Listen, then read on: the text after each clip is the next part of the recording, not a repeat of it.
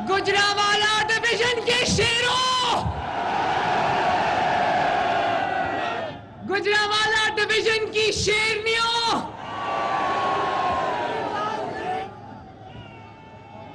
آپ کو مریم نواز شریف کا سلام،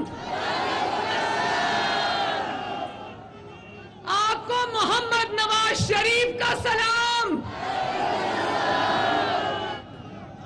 میری بہنیں، بیٹیاں، مائیں اتنی بڑی تعداد میں آئی ہیں، آپ سب کو میرا بہت بہت پیار۔ سوشل میڈیا ٹیم والوں، آپ نے لکھا سینے پر گولی کھائیں گے، مریم کا ساتھ نبھائیں گے، بہت بہت مہربانی۔ اور مسلم لیگ نون کے نوجوانوں، جو کہتا ہے نوجوان مسلم لیگ نون کے ساتھ نہیں ہے، وہ گجرانوالہ کا کنونشن دیکھ لے۔ مجھے تو پہلی رو سے لے کر آخری رو تک صرف نوجوان ہی نوجوان نظر آ رہے۔ شاباش! گجرانوالہ والوں، آپ نے صرف نواز شریف سے محبت نہیں کی، نواز شریف سے وفا نہیں نبھائی، آپ نے 2018 میں جب الیکشن RTS بٹھا کر چوری کیا گیا تھا، تب گجرانوالہ مگرمچھ کے منہ سے اپنی سیٹیں نکال کر لے کر آیا تھا۔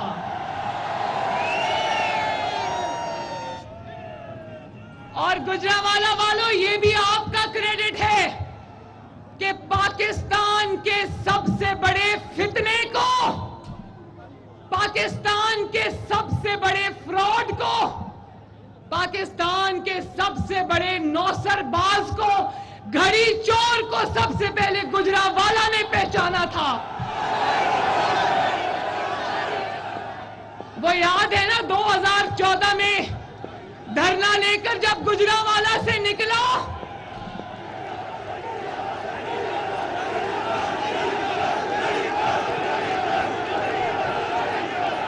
وہ دیکھو اس نے اپنی گھڑی اتار کے پکڑی ہوئی ہے۔ 2014 کا ناکام دھرنا یاد ہے نا؟ گجرانوالہ سے جب گزرا تو اس کو نیوے نیوے ہو کے گزرنا پڑا تھا۔ اور گجرانوالہ والوں، کیا بات ہے، آج تسی ٹرک بھر کے لے آئے ہو۔ بڑی تکلیف ہے، مریم نے یہ کہہ دیا، مریم نے وہ کہہ دیا۔ وہ پرویز الہی کی آڈیو سنی ہے نا؟ اس آڈیو میں مریم نواز کہہ رہی تھی کہ جج سے ملاقات کرنی ہے، اس جج کے آگے میرا کیس لگا، وہ مریم نواز کہہ رہی تھی۔ یاسمین راشد کی آڈیو سنی؟ مریم نواز کہہ رہی تھی کہ سپریم کورٹ میں 60 بندے بیٹھے ہوئے نے۔ اور آج اب یہ نہ کہہ دینا کہ جو ٹرک تم نے کورٹ کے آگے کھڑا کر دیا ہے، فواد چودھری کی آڈیو سنی ہے نا؟ اب یہ نہ کہہ دینا، ٹرک دینا ذرا،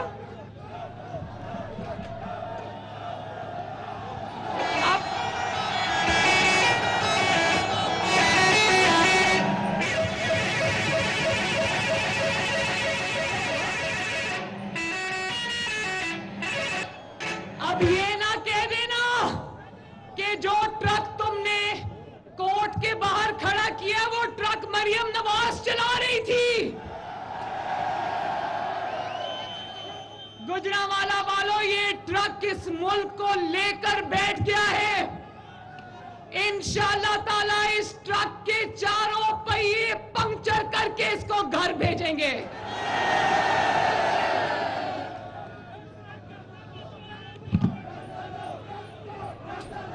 اب مریم نواز کو کچھ کہنے کی ضرورت نہیں، مریم نواز کو کوئی تقریر کرنے کی ضرورت نہیں۔ اب جہاں جہاں ٹرک چلتا دیکھو گے تسی آپ ہی سمجھ جاؤ گے۔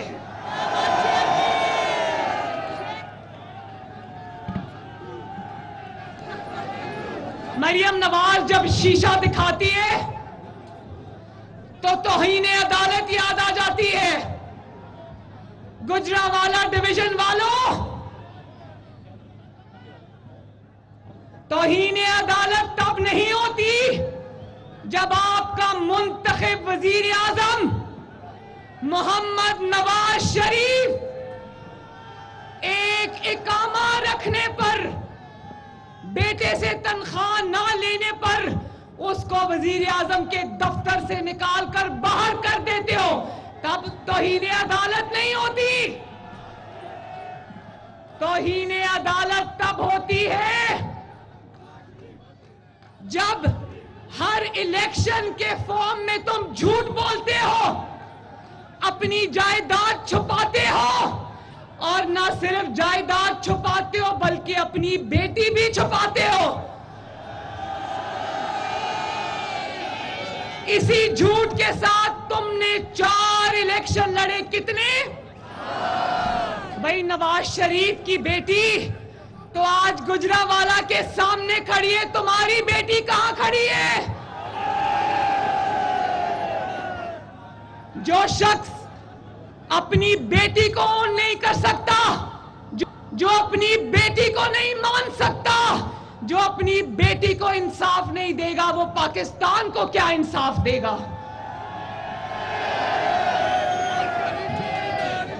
اور اپنے گھر کا جھوٹا سرٹیفکیٹ 300 کنال کا جمع کراتا ہے. توہین عدالت تب ہوتی ہے جب ایسے جھوٹے کو، ایسے چال باز کو صداقت اور امانت کا سرٹیفکیٹ مل جاتا ہے. تب توہین عدالت ہوتی ہے. توہین عدالت تب نہیں ہوتی جب نواز شریف اپنی بیٹی کا ہاتھ پکڑ کر 200 پیشیاں ایک جھوٹے مقدمے میں بھگتتا ہے. توہین عدالت تب ہوتی ہے جب عدالت آوازیں دیتی رہتی ہے کہ بھائی عدالت میں آ جاؤ، پیش ہو. یہ عدالت کے احکامات کو جوتی کے نیچے رونتا ہے. توہین عدالت تب ہوتی ہے.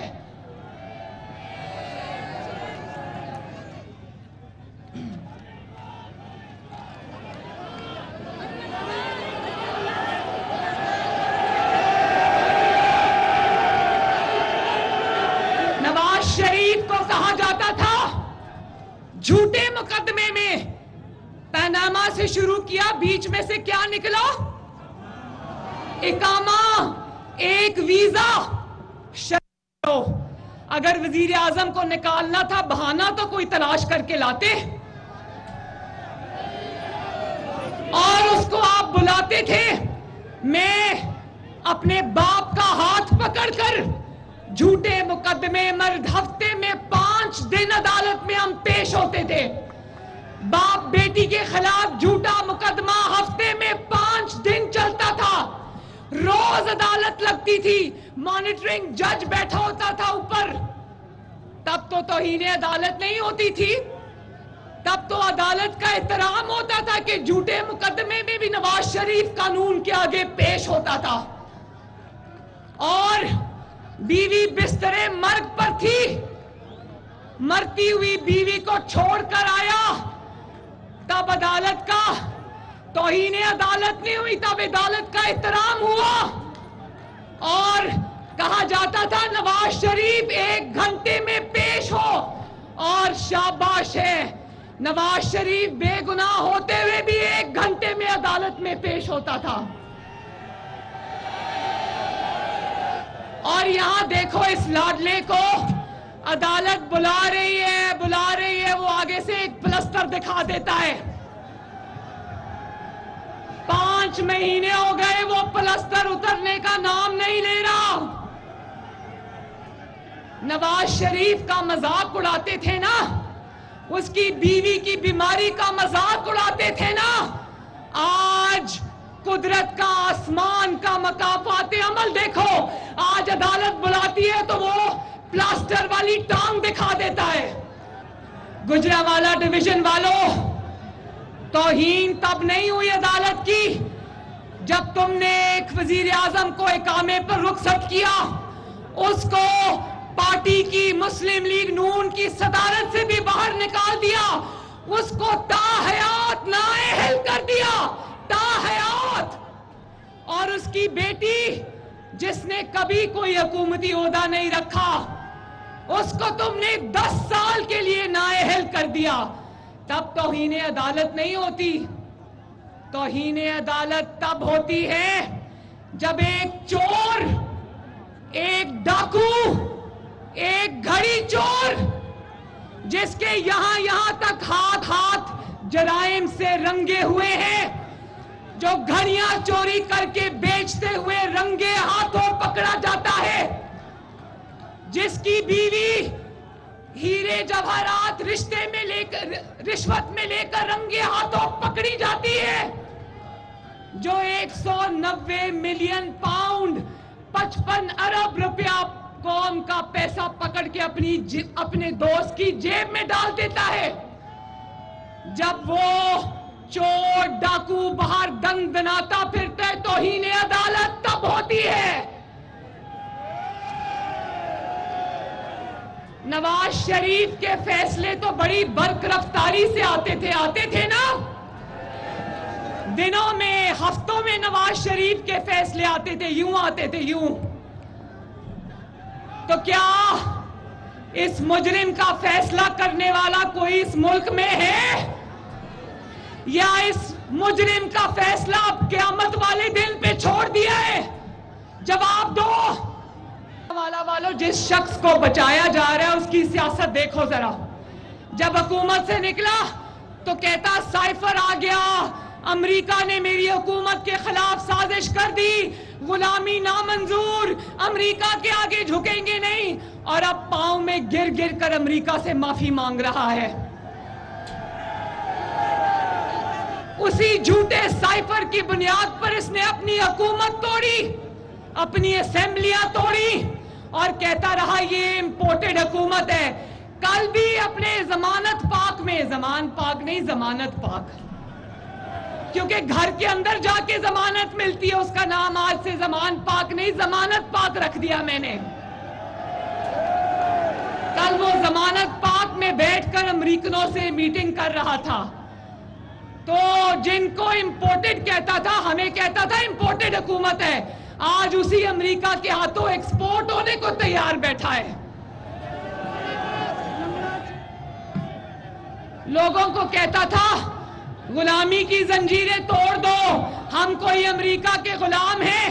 لوگوں کی گاڑیوں پہ سٹیکر لگوا کر خود امریکہ سے معافی مانگ کر پتلی گلی سے نکل گیا. اور پھر لانگ مارچ ناکام، لانگ مارچ کے لوگوں کے بچوں کو کہتا رہا نکلو، خود ہیلی کاپٹر میں ہوا میں معلق رہا. تو اس لانگ مارچ نے ناکام نہیں ہونا تھا تو اور کیا ہونا تھا؟ اس کے بعد آ جاؤ ذرا جیل بھرو تحریک کے اوپر. کل جیل بھرو تحریک بھی اپنی آہوں اور سسکیوں کے ساتھ اختتام کو پہنچی اور کہتے ہیں وہ جیل بھرو تحریک اب میں نے معطل کر دی. بھائی وہ جیل بھرو تحریک تو پہلے دن شروع نہیں ہوئی، تم نے معطل کیسے کر دی؟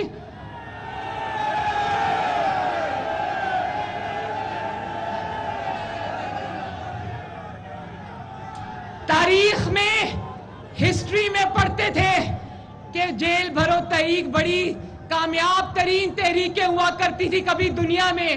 اس سے بڑی ناکام جیل بھرو تحریک میں نے کبھی زندگی میں نہیں دیکھی. ظاہر ہے جب لیڈر چھپ کے گیدڑ کی طرح ضمانت پاک میں بیٹھا ہوگا تو کارکنوں کو کیا پڑی ہے کہ وہ جیلیں بھرے؟ تم جیبیں بھرو اور کارکن جیبیں بھرے، جیلیں بھرے، بڑی بات ہے بھائی، بڑا انصاف ہے.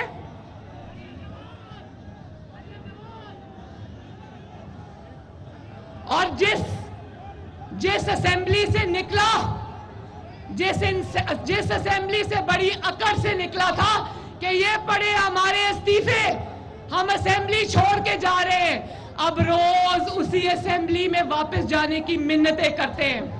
مجھے بتاؤ گجرانوالہ والوں، کیا یہ ساری سیاست یہ سارے فیصلے ایک ذہنی طور پہ صحت مند شخص کے ہو سکتے ہیں؟ بتاؤ مجھے. ایسے شخص کی درخواستیں نہیں سنتے، ایسے شخص کو پاگل خانے میں بھرتی کراتے ہیں. ایسے شخص کی سیاست نہیں دیکھتے، ایسے شخص کو ریہیبلیٹیشن سینٹر میں بھرتی کراتے ہیں.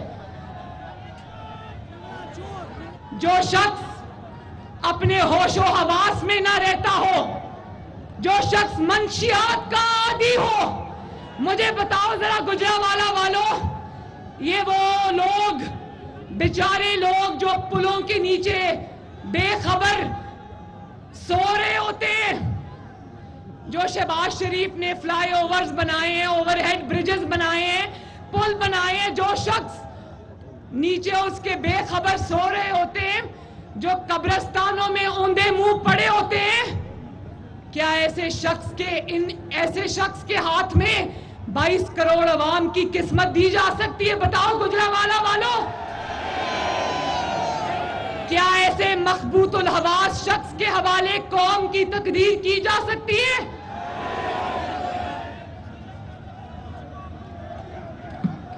ذرا 70 سال کے قرضے 4 سال میں دگنے کر کے پوچھتا ہے ڈالر کا ریٹ کیوں بڑھ رہا ہے؟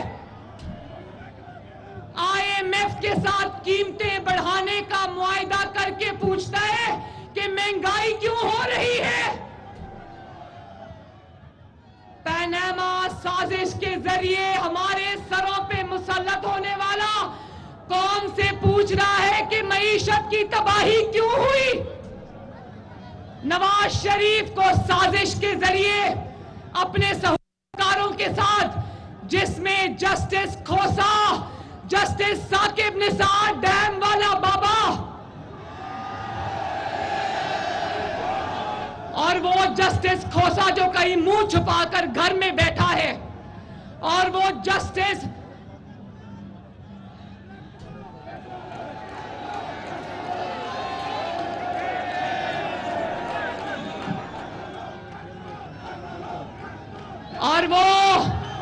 جنرل ریٹائرڈ فیض حمید، اس کے ساتھ مل کر سازش کر کے نواز شریف کو ہٹانے والا آج اتنی جرأت رکھتا ہے کہ کہتا ہے کہ پاکستان کیوں نیچے جا رہا ہے؟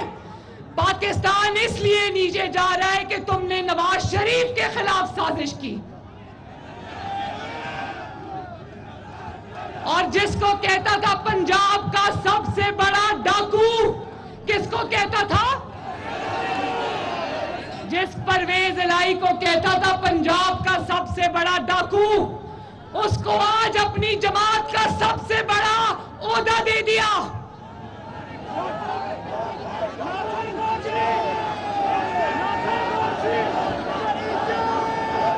جو کبھی پنجاب کا سب سے بڑا ڈاکو تھا، آج وہ جناب کا پاکستان تحریک انصاف کا صدر ہے.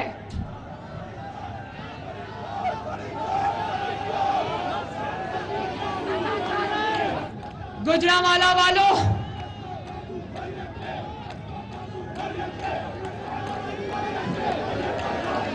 جو آج بھی اس کے سہولت میں ان سے پوچھنا چاہتی ہوں، قوم ان سے سوال کر رہی ہے، گجرانوالہ ان سے سوال کر رہا ہے کہ کیوں ایک ایسے شخص کو بچانا چاہتے ہو جس شخص کی سیاست کی کشتی گہرے پانیوں میں ڈوب چکی ہے.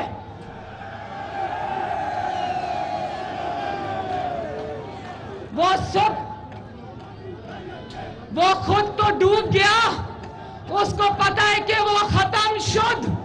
یہ اعلان سن لو گجرانوالہ والوں، Imran Khan is done and dusted. اللہ تعالیٰ کے فضل و کرم سے عمران خان اپنے انجام کو پہنچ گیا. میں صرف اس کے سہولتکاروں سے یہ کرتی ہوں کہ کیوں ایک ایسے شخص کو بچانے لگے ہو جو پہلے سے ڈوب گیا ہے، اور نہ صرف ڈوب گیا ہے بلکہ وہ تم لوگوں کو بھی لے کر ڈوب ڈوبے گا.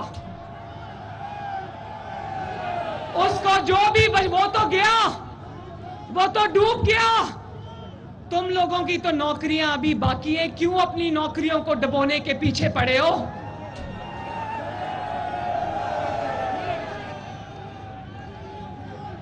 گجرانوالہ والوں, الیکشن جب بھی آئے تیار ہونا. بولو تیار ہونا. اللہ تعالیٰ کے فضل و کرم سے گجرانوالہ بھی تیار ہے, گجرانوالہ ڈویژن بھی تیار ہے, مسلم لیگ نون بھی تیار ہے. اور مسلم لیگ نون شیروں شیرنیوں, مسلم لیگ نون وہ واحد جماعت ہے جو الیکشن کے لیے میدان میں اتر چکی ہے. اور یہ یاد رکھنا, مسلم لیگ نون ہارنے کے لیے میدان میں نہیں اتری, انشاءاللہ تعالی جیتنے کے لیے میدان میں اتری ہے.